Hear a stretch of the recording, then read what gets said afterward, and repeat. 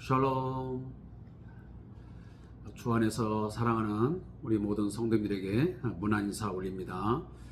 추운 날씨, 어려운 그런 우리의 삶의 부분들이 계속되고 있지만 우리 모두 성도님들이 함께 마음을 같이 해서 서로 협력하고 서로 돕고 또 위로하고 격려하는 가운데서 이 삶의 위기들을 또 어려움들을 잘 극복할 수 있기를 바라겠습니다. 또 추운 날씨에 감기 조심, 또 아직도 코로나19 상황 종식되지 않았습니다. 이런저런 부분들 잘 챙기시면서 여러분의 건강상 이상이 없기를 다시 한번 기다리고 또 고대하면서 오늘 말씀 묵상 시작하도록 하겠습니다.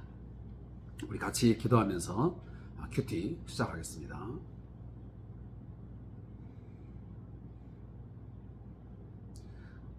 아버지 하나님, 오늘도 아버지께서 저희들을 품어주시고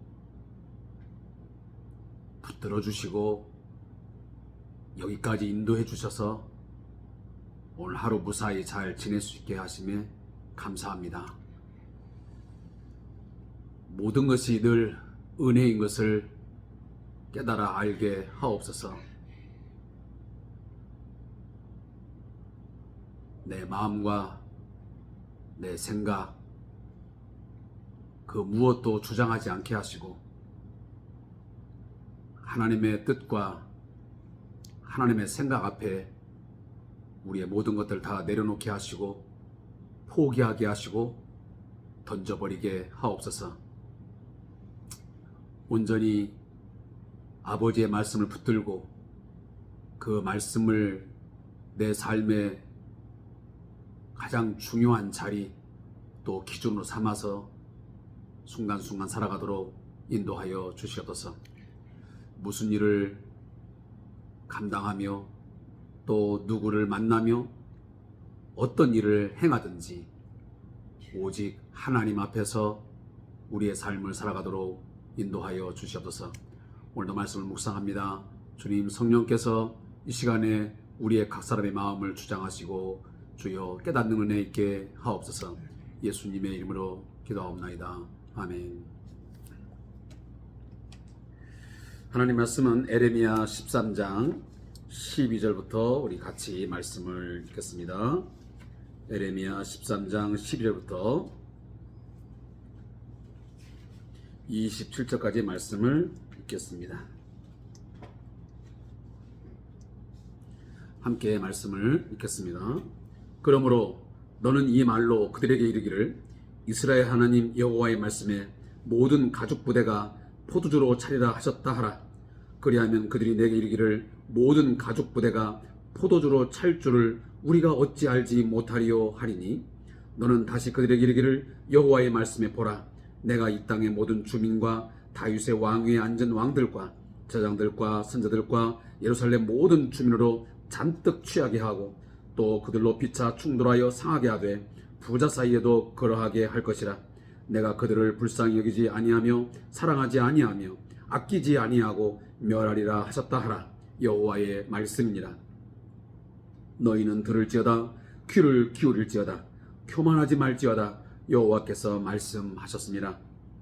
그가 어두움을 일으키시기 전 너희 발이 어두운 산에 거치기 전 너희 바라는 빛이 사망의 그늘로 변하여 침침한 어둠이 되게 하시기 전에 너희 하나님 여호와께 영광을 돌리라. 너희가 이를 듣지 아니하면 나의 심령이 너희 교만으로 말미암아 은밀한 곳에서 울 것이며 여호와의 양떼가 사로잡힘으로 말미암아 눈물을 흘려 통곡하리라. 너는 왕과 왕후에게 전하기를 스스로 낮추어 앉으라. 관 곧 영광의 면류관이 내려졌다 하라. 네겝의 성읍들이 봉쇄되어 열자가 없고 유다가 다 잡혀가되 온전히 잡혀가도다. 너는 눈을 들어 북방에서 오는 자들을 보라. 내게 맡겼던 양떼, 내 아름다운 양떼는 어디 있느냐? 너의 친구 삼았던 자를 그가 내 위에 우두머리로 세우실 때에 내가 무슨 말을 하겠느냐? 내가 고통에 사로잡힘을 산고를 겪는 여인 같지 않겠느냐? 내가 마음으로 이르기를 어찌하여 이런 일이 내게 닥쳤는고 하겠으나 내 죄악이 크므로 내 치마가 들리고 내 발 뒤꿈치가 상함이니라. 구수인이 그의 피부를 표범이 그의 반점을 변하게 할 수 있느냐? 할 수 있을진데 악에 익숙한 너희도 선을 행할 수 있으리라. 그러므로 내가 그들을 사막 바람에 불려가는 건불같이 흩으리로다. 여호와의 말씀이라. 이는 내 몫이요 내가 헤아려 정하여 내게 준 분기시니 내가 나를 잊어버리고 거짓을 신뢰하는 까닭이라. 그러므로 내가 내 치마를 내 얼굴에까지 들춰서 내 수치를 드러내리라. 내가 너의 간음과 사악한 소리와 들의 작은 산 위에서 내가 행한 음란과 음행과 가증한 것을 보았노라. 화 있을진저 예루살렘이여 내가 얼마나 오랜 후에야 정결하게 되겠느냐 하시니라. 아멘. 어제는 수요일 저녁 시간이 되어서 저희 어르신들과 함께 수요 밤 예배를 다른 본문을 가지고 나누었습니다. 그러한 시간 때문에 주삼 큐티를 하지 못하여 오늘 이처럼 그 부분까지 함께 묵상하게 되었습니다. 에레미야 13장 12절부터 19절까지의 말씀은 어제 본문인데 거기에 대한 제목은 분열과 교만에 대한 경고입니다. 하나님은 유다 백성, 바로 자기 백성을 가죽 부대에 비유를 하고 계십니다. 하나님께 영광을 돌릴 존재로 만들어진 유다 백성이 도리어 눈물을 흘리며 통곡하게 만드는 존재가 된 것을 매우 안타깝게 여기면서 오늘 선포하고 계십니다. 그리고 그들이 술 취함으로써 서로 싸우고 상하게 되며 교만으로 인하여 하나님의 진노와 심판이 임할 것을 예고하신 것이 19절까지의 말씀입니다. 그리고 이어서 20절부터 27절까지의 말씀의 제목은 유다의 수치입니다. 이 본문도 이렇게 요약할 수 있습니다. 하나님은 북방에서 오는 적, 바로 바벨론이겠죠. 그 바벨론의 적에 대해서 경고하시면서 한때 동맹관계했던 자들이 적으로 변할 때 겪을 큰 고통을 예고해 주고 있습니다. 무엇보다도 자신의 죄가 무엇이고 왜 이런 고통이 왔는지 깨닫지 못하는 유다 백성에 대해서 매우 안타까운 심경을 토로하고 있습니다. 그리고 그들의 우상 숭배를 간음으로 여기시고 크나큰 수치를 반드시 겪게 될 것이라고 거듭 경고하고 있습니다. 사랑하는 성도 여러분, 오늘 말씀을 읽는 가운데서 여러분들은 하나님의 어떤 마음을 읽을 수 있었습니까? 저는 오늘 본문을 이렇게 묵상하면서 하나님께서 자기 백성의 죄에 대한 징계와 심판을 하면서도 너무도 큰 고통과 아픔을 갖고 계시다는 것을 느끼게 되었습니다. 오늘 17절에도 이렇게 말씀합니다. 여호와의 양떼가 사로잡힘으로 말미암아 눈물을 흘려 통곡하리라. 그리고 그 앞절에 보면 나의 심령이 은밀한 곳에서 울 것이니. 우리들이 자녀들을 양육해 본 경험이 있고 지금도 양육해 가고 있습니다. 근데 우리들의 사랑하는 아들, 딸들이 속을 썩이고 옳지 못한 행동, 뭔가 합당하지 못한 삶을 살아갈 때에 여러 번 거듭거듭 경고를 하고 또 권면을 하고 때로는 화를 내보기도 하고 하지만 그 삶의 자리에서 돌이키지 아니하고 반복적으로 죄를 범하고 악을 행하며 부모의 기대와 부모의 뜻과 전혀 정반대되는 삶을 살아갈 때 우리의 심령이 어떻습니까? 오늘 하나님의 심령은 그 이상이라고 말씀합니다. 성경에서 하나님께서 자기 백성에 대한 그 안타까움을 표현하는 것도 여러 군데가 있지만 오늘 본문처럼 이렇게 강하게 나타나는 것도 그리 많지 않습니다. 유다 백성들이 어떤 존재였습니까? 그들을 어떻게 하나님께서 이끌어 주셨고 그들을 보호하며 인도했습니까? 얼마나 더 많이 참아야 되고 얼마나 더 많이 그들에게 은혜와 자비와 긍휼을 베풀어야 되었습니까? 그토록 완악하고 교만한 그들을 향하여 하나님의 오늘 심령이 울 것이며 눈물을 흘리면서 뭐까지 통곡하는 심정이라고 말씀합니다. 우리도 웬만해가지고는 자식 문제로 통곡합니까? 거기까지 갈 때까지는 굉장히 극한 상황이 왔을 때 우리는 그렇게 합니다. 아무리 말해도 듣지 아니하고 정말 마음이 너무너무 안타깝고 답답할 때에 대성통곡을 하며 아무도 없는 곳에 가서 때로는 골방에 가서 때로는 산에 가서 아니면 바닷가에 가서 펑펑 울어버리는 그런 경우들이 우리에게도 있지 않습니까? 저도 몇 번 그런 일들을 경험한 적이 있습니다.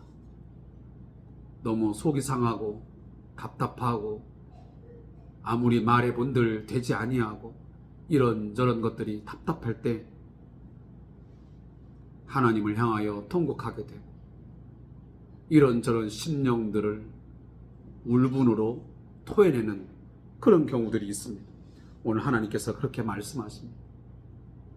너희들은 가죽 부대로서 만들어 놓고 거기에 포도주를 담아서 정말 얼마나 좋은 것입니까? 가죽 부대에다가 포도주를 담는 것은 당연한 것입니다. 그래서 귀하게 사용하고 또 그 포도주를 적당하게 하면 때로 상처를 치유하기도 하고 또 건강에 유익하게 사용하는 것이 바로 이 포도주였습니다. 또 잔치에 내어놔서 많은 사람들에게 흥겨움을 주고 또 기쁨을 주는 것이 포도주 아니겠습니까? 그래서 성경은 바로 이 포도주 사건 또 포도주를 이런 저런 이유로 많이 언급을 하고 있습니다. 아마 당시에도 이 속담은 매우 평범한 속담이었습니다. 유행하던 속담이었고 가죽 부대에 포도주가 담기는 것은 무엇을 이야기하는 거냐면 그것은 너무나 당연하다라고 하는 것을 말하고자 할 때 가죽 부대에 포도주가 가득 찼다라고 말하는 것입니다.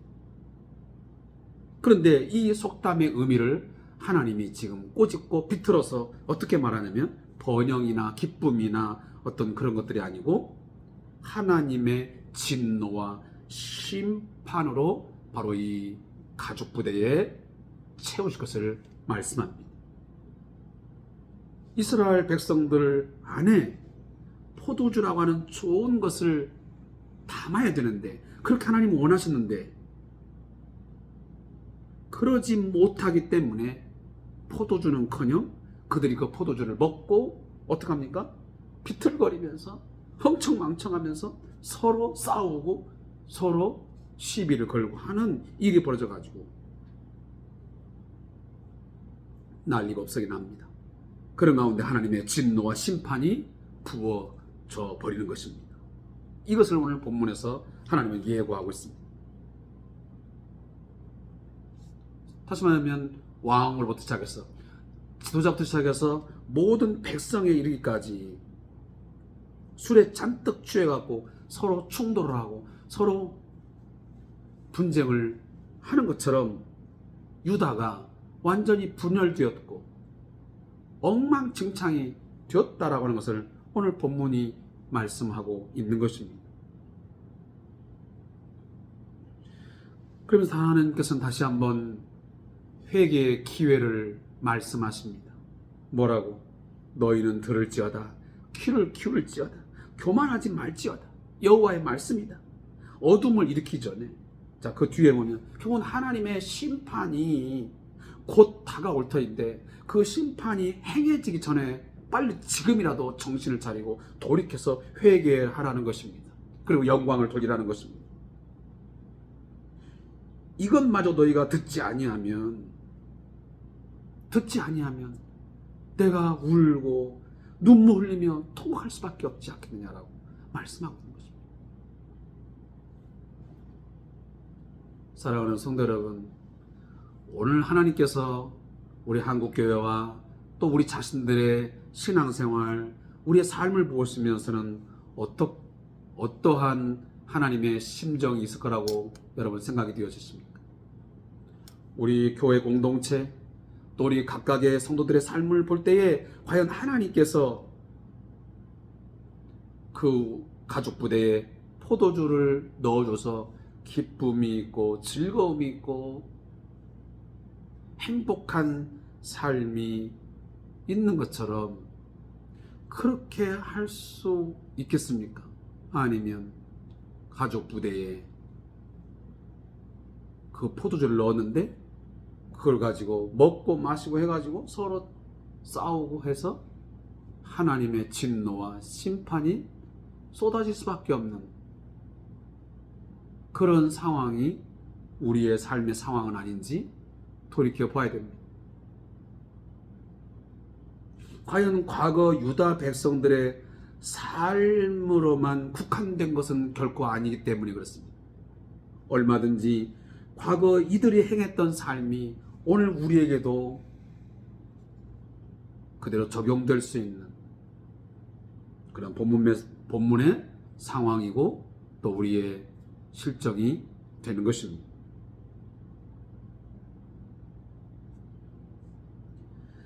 그래서 오늘 하나님께서 너는 왕과 왕후에게 전하기를 스스로 낮추어 앉으라. 관 곧 영광의 면류관이 내려졌다. 다시 말하면 하나님께서 유다 백성들에게 주었던 그 영광, 그리고 그 왕에게 주었던 영광, 그런 것들을 다 어떻게 한답니까? 내려졌다고 하는 것은 그 영광을 다 거두어 버렸다는 것입니다. 우리의 삶의 영광도, 우리 개인의 영광도 결국은 하나님께서 우리에게 주실 때에, 허락하실 때 우리가 영광의 면류관이 우리에게 주어지는 것이지, 영광의 삶이 주어지는 것이지, 하나님께서 그 영광의 면류관을 내려버리면, 벗겨버리면 그 영광은 하루아침에 큰 수치가 되는 것입니다. 우리의 삶에 온통 수치로 가득 찬 삶이다 그 말이에요. 내가 왜 이렇게 되었는지 통곡하며 애통할 수밖에 없는 그런 상황이 오게 되는 것입니다. 근데 문제는 어떤 사람은 영광의 날, 영광의 삶이 다 걷어져 버리고 다 날아가 버리고 수치스럽고 매우 고통스러운 삶이 다가와도 이 상황이, 이 경황이 왜 왔는지 그 이유를 모르는 사람들이 있습니다. 이것이 하나님께서 내 죄에 대한, 우리의 죄에 대한 징계요 심판임을 알면 얼마나 좋겠습니까? 그렇지 못한 경우도 있다는 것입니다. 오늘 본문이 바로 그런 이야기를 하고 있습니다. 결국 이스라엘, 이 남쪽 유다는 바벨론, 오늘 20절에 보면 너는 눈을 들어 북방에서 오는 자지. 여기 북방에서 오는 자가 누굽니까? 바로 장차 앞으로 다가올 바벨론의 느부갓네살 왕의 군대들을 의미합니다. 곧 바벨론 느부갓네살 왕이 큰 군대를 이끌고 하나님의 그 진노, 하나님의 징계 수단이 되어서 결국은 침입해 들어올 터인데, 그때 내게 맡겨졌던 양떼, 내 아름다운 양떼는 어디 있느냐? 어찌 보면 이것은 당시에 유다의 지도층들, 왕을 비롯해서 지도층들에게 하나님이 반문하는 것입니다. 하나님의 양떼들을, 그 아름다운 양떼들을 맡겨줬더니 도대체 그 양떼들이 지금 어디 있느냐? 사실 이 어디 있냐는 말은 그들이 어디 있는지 장소를 몰라서 묻는 것이 아닙니다. 과거 아담아 아담아 하면서 아담을 네가 어디 있냐고 부를 때 그 아담이 어딘지 몰라서 묻는 게 아니지 않습니까? 왜 이렇게 되었느냐? 도대체 아담 네가 왜 이렇게 타락하고 왜 범죄했느냐? 안타까운 심정을 말하죠. 오늘 본문도 마찬가지. 내게 맡겼던 양떼, 내 아름다운 양떼들이 왜 이 지경, 왜 이런 상황이 되었느냐라고 말하고 있는 거예요. 그리고 봐라, 네가 친구 삼았던 자, 동맹관계를 맺으면서 우호적인 관계를 맺었던 아수르나 애굽이나 바벨론, 오히려 그가 내 위에 우두머리 설 때 결국은 한때는 너와 동맹관계가 되어서 좋은 우호적인 삶을 살았지만 이제 내가 진노함으로, 내가 징계를 내림으로 그 동맹자들이 오히려 너의 우두머리가 될 것이다. 오히려 그들이 너를 점령해버리고 너를 지배해가지고 너를 배신하고 너를 이제 침략하여 고통을 줄 것이다 라고 하나님 말씀하신 거예요. 네가 믿었던, 너희들이 믿고 동맹관계 속에 살아갔던 그들, 영원히 도움이 될 줄 알았지만 이제 하나님께서 그 모든 동맹관계를 깨버리고 결국은 너희들이 그들에게 배신을 당하고 점령당하고 지배를 받는 상황 속에서 여기 보면 네가 고통에 사잡힘이 상고를 겪는 여인같이 결국은 포로로 이제 끌려가서 상고를 겪는 여인처럼 큰 고통을 겪게 될 것을 오늘 하나님께서 말씀하시는 것이죠. 그리고 내 치마가 들리고 내 발꿈치가 상하고, 치마가 들리는 거 보니까 수치당한다는 소리. 자, 발꿈치는 없는 게 가장 치명적인 거예요. 우리가 아킬레스건이라고 하잖아요. 결국은 끝나는 거야. 하나님이 치시면, 하나님이 걷어가 버리시면, 하나님이 진노하시면, 그러하기에 우리는 어떠한 메시지에 대해서 늘 귀를 기울이고 하나님이 주시는 말씀에 대해서 즉각적으로 우리가 돌이키고 회개하고 하나님 앞에 나아가야지. 그렇지 아니하면 이런 상황들이 우리에게도 얼마든지 올 수 있는 일이에요. 이건 국가적으로나 교회적으로나 가정적으로나 사업적으로나 다 동일한 원리예요. 깨우치지 못하면 끝까지 반항적이고 끝까지 교만하고 끝까지 우상숭배를 행하게 되면 그 어느 누구라도 어떤 조직 어떤 단체라도 예외일 수 없는 것입니다.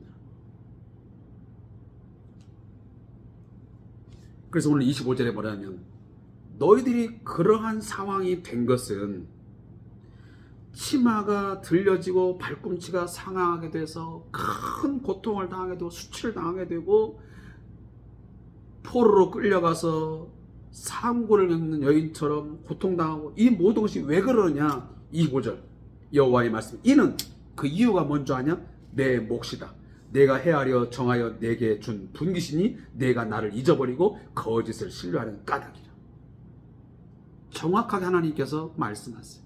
이건 우연도 아니고 이건 하나님이 징계하심으로 심판이 행했다는 것을 말합니다. 너희들의 죄 때문이다. 죄 때문이다. 다른 게 아니다. 뭐 정치적으로 수완이 없어서, 군사적으로 약해서 너희들이 저 바벨론에게 의해서 침략당하고 수치당하고 고통당하는 게 아니고 이것은 네 몫이야. 죄의 몫이야. 내가 너한테 이것저것 다 헤아려서 그동안 너희들이 지은 죄, 끝까지 교만하고 우상숭배했던 것, 그거에 대해서 내가 너한테 주는 분깃이야. 이건 몫이야. 나를 잊어버리고 거짓을 신뢰했던 그 결과가 이와 같은 큰 고통을, 엄청난 재앙을 불러옴을 오늘 하나님께서는 다시 한번 상기시켜 주고 있는 것입니다. 그래서 그 이유에 보면 똑같은 내용, 너의 간음과 사악한 소리, 들의 작은 산 위에 행한 음란 음해, 이거 전부 다 지금 하나님께서는 뭐냐면 하나님이 남편이시고 이스라엘과 유다는 뭐니까 신부예요. 아내. 근데 신부된 이 아내 된 이 이스라엘 유다가 결국 남편 되시는 하나님을 잊어버리고 내버리고 내팽개쳐버리고 엉뚱한 남편 바알, 아세라 목상, 뭐 수많은 이방 신들을 신뢰하고 그 거짓된 것에 속아가지고 아무리 선자들을 보내서 권면하고 회개를 촉구해도 돌이킬 생각을 전혀 하지 않냐고. 그 행한 것에 대한 그걸 우리가 본문은 음란이다 음행이다 그래요. 음란이다 음행. 그래서 오늘 하나님이 얼마나 안타까우시면 네가 얼마나 오랜 후에야 정결하게 되겠느냐. 도대체 얼마만큼 더 세월이 흘러야 얼마나 더 많은 시간들을 내가 용납해야 너희들이 돌아와서 정결하게 되겠느냐.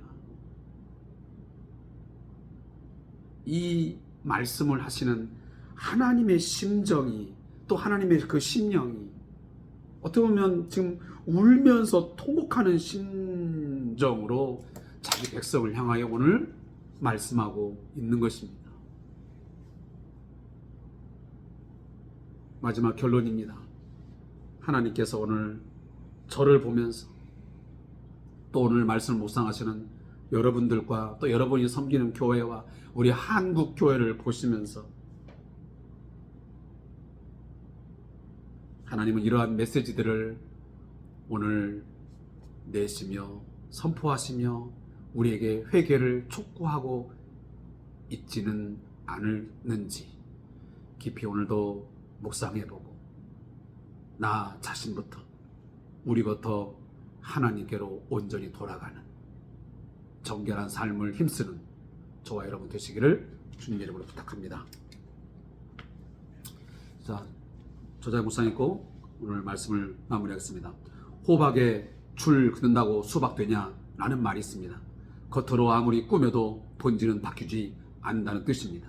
오늘 본문에서 하나님은 유다 백성의 모습이 그러하다고 지적하십니다. 구수인이 아무리 분을 칠해도 검은 피분을 바꿀 수 없고 표범이 아무리 흙구덩이에 뒹굴어도 반점이 가려지지 않습니다.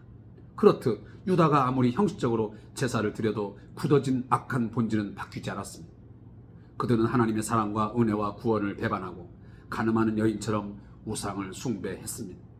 하나님이 선자를 통해 경고하시고 회개를 촉구하셔도 그들은 귓등으로도 듣지 않았습니다. 결국 돌아온 것은 하나님의 분노와 징계의 심판뿐이었습니다. 경고 사인을 무시한 결과입니다. 마찬가지로 하나님은 지금도 우리에게 영적으로 경고 사인을 보내십니다. 경고의 나팔을 여러 통로를 통해서 지금도 불고 계십니다. 징계와 심판이 오기 전에, 징계와 심판의 불이 쏟아지기 전에 방향을 돌이켜야 합니다. 회개해야 합니다. 하나님께로 돌아가야 합니다. 머리로는 다 알고 이해하는 것 같지만 막상 현실에서는 방향 전환이 쉽지 않습니다. 영적인 눈과 귀를 열어 하나님의 사인, 하나님의 신호에 주목하는 성도가 되어야 합니다. 그래서 우리가 하나님의 신호, 이 시그널에 어떻게 하라고요? 민감하라고. 세상의 주식 동향, 세상이 돌아가는 것에 대해서는 굉장히 우리가 섬세하고 또 민감하게 반응하면서 우리는 하나님의 사인, 하나님의 시그널에는 거의 잘 듣지도 않으려고 하고 또 관심도 별로 없는 사람도 많습니다. 아무쪼록 세상에 많은 신호들이 있지만 특별히 하나님의 이 신호 따라서 우리가 말씀을 읽고 또 말씀을 듣고 이런 일에 우리가 더욱 열심을 내야 될 것입니다. 기도하겠습니다. 하나님, 우리의 교만과 우상 숭배, 하나님이 가장 싫어하는 악을 속히 버리게 하여 주옵소서. 오직 살아계시고 우리의 삶에 늘 함께 하시는 하나님만 사랑하고 하나님만 신뢰하고 말씀을 붙들고 살아갈 수 있는, 십자가 붙들고 살아갈 수 있는 저희가 되게 해 주시옵소서. 예수님의 이름으로 기도합니다. 아멘.